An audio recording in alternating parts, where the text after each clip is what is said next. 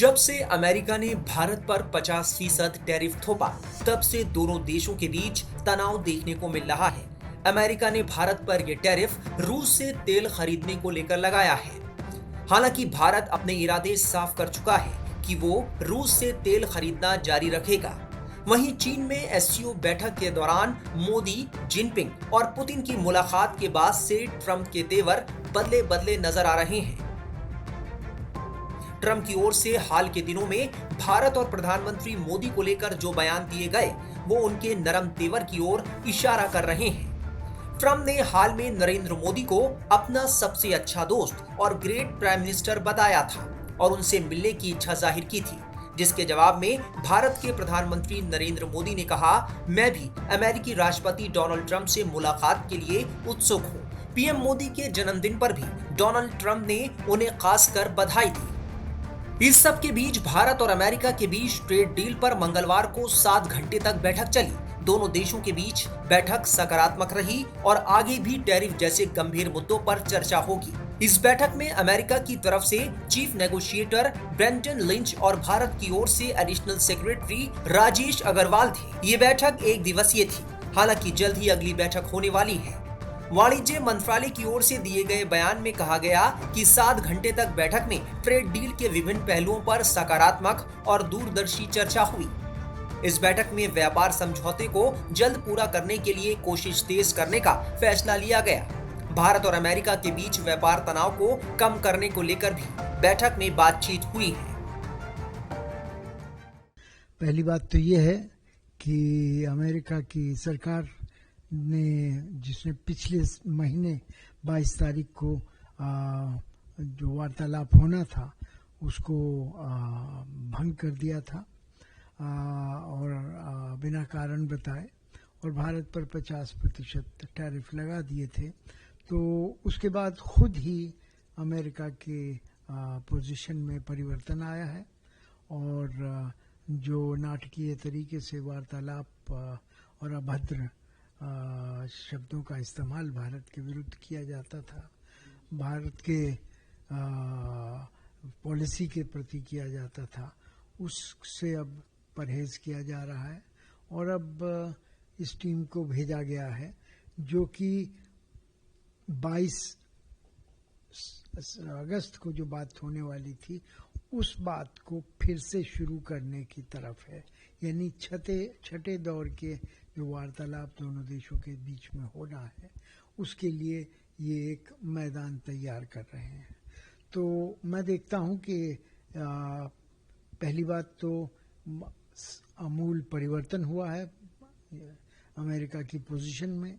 दूसरी बात मुझे लगती है कि अब जो भाषा का इस्तेमाल हो रहा है वो धनात्मक है, वो एक दूसरे के प्रति भारत के प्रति, भारत तो शांत रहा है, भारत के प्रति दोबारा से वो चुनी हुई शब्दावली इस्तेमाल की जा रही है जो पहले इस्तेमाल होती थी कि भारत एक सामरिक महत्व का देश है और भारत के साथ अच्छे संबंध होने चाहिए वगैरह वगैरह। तो ये सब धनात्मक है और अब देखना ये है कि ये टीम वापस जाके अमेरिका में क्या रिपोर्ट करती है और फिर उसके बाद जब छठे राउंड की बात होगी तो उसमें क्या परिणाम निकलता है। सर, ये मीटिंग जब अमेरिका ने भारत पे 50% का टैरिफ लगाया हुआ, तो क्या इस बारे में भी अमेरिका से कुछ बातचीत हुई? इसी बारे में ही तो बातचीत होनी है क्योंकि पहली बात तो रिटेलिएटरी टैरिफ की बात जो कर रहे हैं 25% का, वो भारत सरकार ने पहले ही कह दिया है कि वो गैर कानूनी है और ऐसा करने का कोई अधिकार अमेरिका को नहीं है। दूसरी तरफ से जो अलग से 25% तेल के रूस से तेल खरीदने के प्रति लगाया गया है उसका वो सेकेंडरी टैरिफ जिसको कहा जा रहा है उसका तो कोई औचित्य ही नहीं है क्योंकि भारत को पहले अमेरिका ने ही कहा था कि आप रूस से तेल खरीदिए ताकि तेल के दाम अंतर्राष्ट्रीय बाजार में न बढ़ें। तो रूस के ऊपर एक कैप लगाई हुई थी $60 से ऊपर तेल रूस नहीं बेच सकता था और इसका हमने फ़ायदा उठाया। अगर भारत, जो कि दुनिया का तीसरा सबसे बड़ा तेल आयातक देश है, अगर विश्व बाजार में तेल खरीदने के लिए जाता तो तेल के दामों में अभूतपूर्व बढ़ोतरी होने की संभावना थी। अमेरिकी राष्ट्रपति डोनाल्ड ट्रंप के सत्ता संभालने के बाद मार्च 2025 में भारत और अमेरिका के बीच द्विपक्षीय व्यापार समझौते यानी बीटीए पर वार्ता शुरू हुई थी। जुलाई 2025 तक 5 दौर की वार्ता हुई। छठा दौर 25 से 29 अगस्त को नई दिल्ली में होना था, लेकिन 27 अगस्त को ट्रंप ने रूस से कच्चा तेल खरीदने का हवाला देते हुए भारत पर कुल 50% टैरिफ लगा दिया, जिससे ये वार्ता स्थगित हो गई थी। अब एक बार फिर ट्रेड डील को लेकर बातचीत आगे बढ़ी है। 50% टैरिफ जो हैं, ये इनकी हानि भारत को पहले से ही भुगतनी पड़ रही है। कल ही जो भारत सरकार ने व्यापार के सांख्यिकी बाहर किए हैं, उसमें बताया गया है कि जुलाई में भारत का अमेरिका को जो निर्यात हुआ वो सिर्फ $6.86 बिलियन हुआ, जबकि पिछले साल जुलाई में ये निर्यात $8.01 बिलियन था। तो ऐसा लग रहा है कि कम से कम 15% भारत को अपना निर्यात खोना पड़ा है इस अव्यवस्था और अराजकता जो कि ट्रंप साहब के टैरिफ ने इंट्रोड्यूस की है, जो कि अनसर्टेनिटी जो इंट्रोड्यूस की गई है उससे भी लोग डरते हैं, क्योंकि उनको पता नहीं लगता कि जब तक माल अमेरिका पहुंचेगा तब तक उस पर कितना कर लगेगा।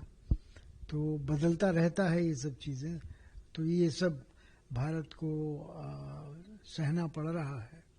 सर, ये जो नजदीकियां हैं वो रूस और चाइना से भी बढ़ती जा रही है, तो उस लिहाज से इस मीटिंग को कैसे देखा जाए? अमेरिकी स्रोत ये समझते हैं कि भारत और रूस चीन के गहरे षड्यंत्र के शिकार हो रहे हैं, और ट्रंप साहब ने खुद ये कहा है। तो ये उनका विश्वास है। पर जहाँ तक भारत का सवाल है, वो एक स्ट्रैटेजिक ऑटोनॉमी में यकीन करता है। वो समझता है कि एक बड़ा देश होने के नाते उसको ये अधिकार है कि जो भी देश उसके लिए लाभकारी हो उसके साथ वार्तालाप करे, उसके साथ संबंध बढ़ाए। और 7 साल के बाद पहली बार प्रधानमंत्री चीन गए हैं। उससे पहले चीनी विदेश मंत्री यहाँ आए थे, और ऐसा लगता है कि भारत और चीन में जो गलवान चैप्टर जो था, वो अध्याय, वो उसका पन्ना पलट दिया गया है, और अब दोनों देश एक दूसरे के साथ सार्थक संबंध बनाए रखना चाहते हैं। रूस के साथ हमारे अच्छे संबंध हैं। हालांकि अमेरिका चाहता है कि रूस से हम तेल न खरीदें, लेकिन भारत सरकार ने कहा है कि ये जब तक देश के हित में है तब तक ये जारी रहेगा। तो इनमें कोई नई चीज़ तो नहीं है फिलहाल, लेकिन अगर अमेरिका समझता है कि भारत उसके हाथ से निकला जा रहा है, भारत एक इतना बड़ा देश है कि वो किसी के हाथ में आने वाला नहीं है। उसके अपने हाथ हैं और अपने तरीके हैं हाथ मिलाने के। धन्यवाद। दरअसल भारत और अमेरिका के बीच ट्रेड डील कई मुद्दों पर अटकी हुई है। इसमें अमेरिकी डेयरी प्रोडक्ट के लिए भारतीय बाजार खोलने की इजाजत, रूस से तेल और हथियार खरीद पर रोक, ब्रिक्स में भारत की भूमिका और पेमेंट और आईपी नियम शामिल हैं। अमेरिका चाहता है कि भारत अपने पेमेंट और डेटा सुरक्षा नियमों को ढीला करे, जिससे अमेरिकी फार्मा और टेक कंपनियों को ज्यादा बाजार पहुंच मिले। भारत इसे लोकल उत्पादन, किफायती दवा और डेटा सुरक्षा की दृष्टि से संवेदनशील मानता है। भारतीय उत्पाद पर 50% अमेरिकी टैरिफ सबसे अहम मुद्दा है। इन सभी मुद्दों का हल होने पर ही दोनों देशों के बीच ट्रेड डील की राह आसान होगी।